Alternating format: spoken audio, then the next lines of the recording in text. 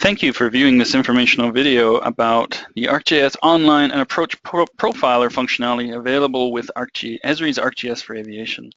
This video is intended to provide a functional overview of the capabilities available with ArcGIS for Aviation, including examples using detailed step-by-step instructions.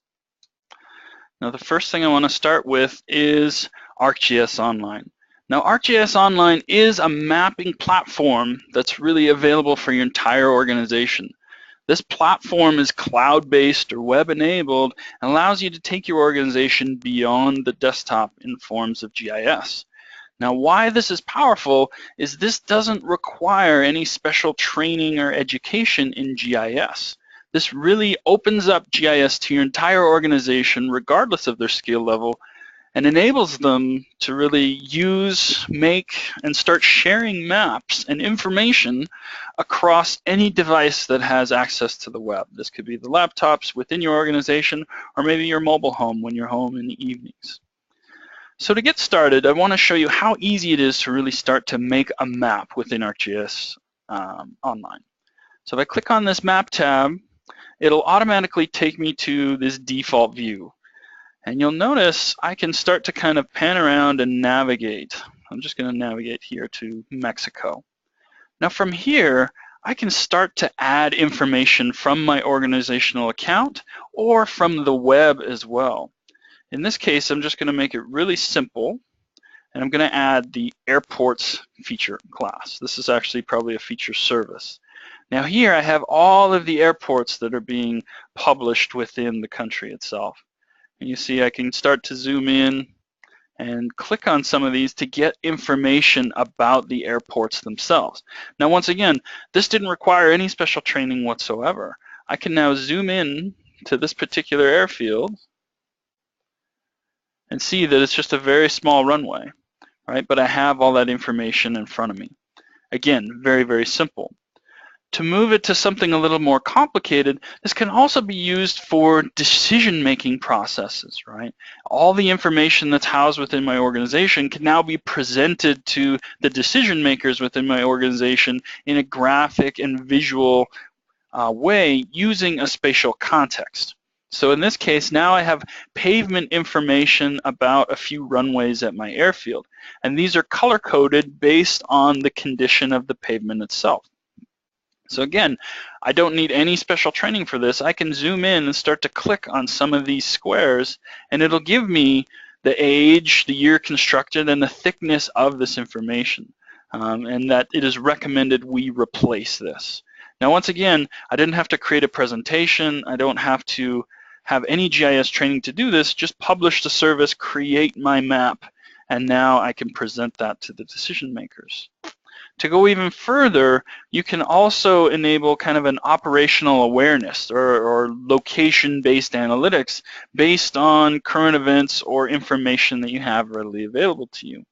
In this case, we have a dashboard that's presenting information to us in a certain way.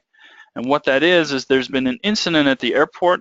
Click on this, an explosive device was discovered, and now we're putting things into motion to prevent the airfield from being accessed from anyone outside. For instance, barriers have been enacted, runways have been closed. But again, this just gives me another spatial context for a problem that I have to solve. This is obviously a fictional situation, but if something were to happen, I can put all this into my map and present that at whatever meeting or status I have. Now again, this can go far beyond just two-dimensional maps, but also incorporating three-dimensional maps as well. And this is presented to us, this is live from a customer in Latvia who's taken their obstruction identification surfaces as well as all of their ETOD data that's collected around the airfield and presenting it in 3 dimensions. Now if you're familiar with ArcGIS for Aviation, you'll notice some of these obstructions protruding through the surfaces, or the approach surface, the transitionals. So all of this information can be relevant and again presented on the web without any GIS knowledge whatsoever.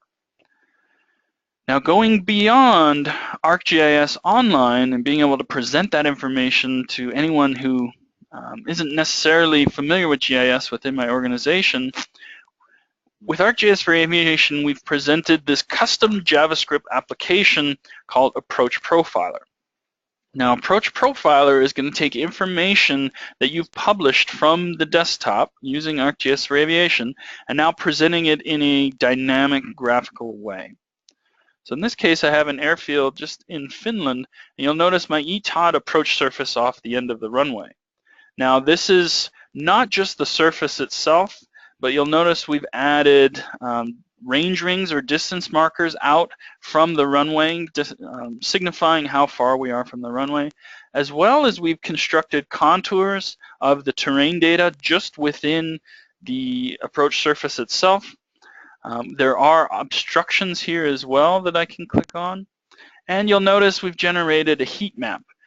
So this heat map is representing where the terrain is very close or penetrating through the approach surface itself. Now, this is great from a two-dimensional perspective. We can use the City Engine web scene that I showed you in the last screen to graphically represent this in 3 dimensions, but the Approach Profiler allows you to dynamically interact with the surface itself as well.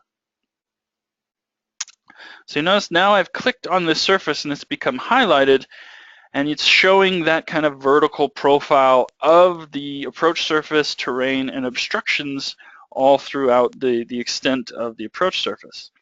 Now, if I use my cursor and start to scroll through here, you'll notice I actually have 2 or 3 records here. I have a minimum elevation, a maximum elevation of the terrain, of course, and then the elevation of my obstruction identification surface at that point. Now again, this can be very powerful if you're planning on building a new building, maybe a windmill, whatever it might be. That information can now be used in a planning purpose. Now also you'll notice if I scroll near these obstructions, it'll give me the information about the obstruction itself, the height of the obstruction and possibly a name. Now again, this is once very easy, very dynamic, and very powerful in the sense I can garner enough information from this dynamic web product to make decisions. Now it goes a little bit beyond that. I'm switching to another version of the same web application just based here in the US. And perhaps when I click on my surface, I notice everything is fine. This is a domestic specification, but the approach surface isn't very far off of the runway. So in a planning purpose, this might seem okay, but knowing that I can use multiple specifications and house multiple versions of my approach surface depending on how they were created by generating different layers.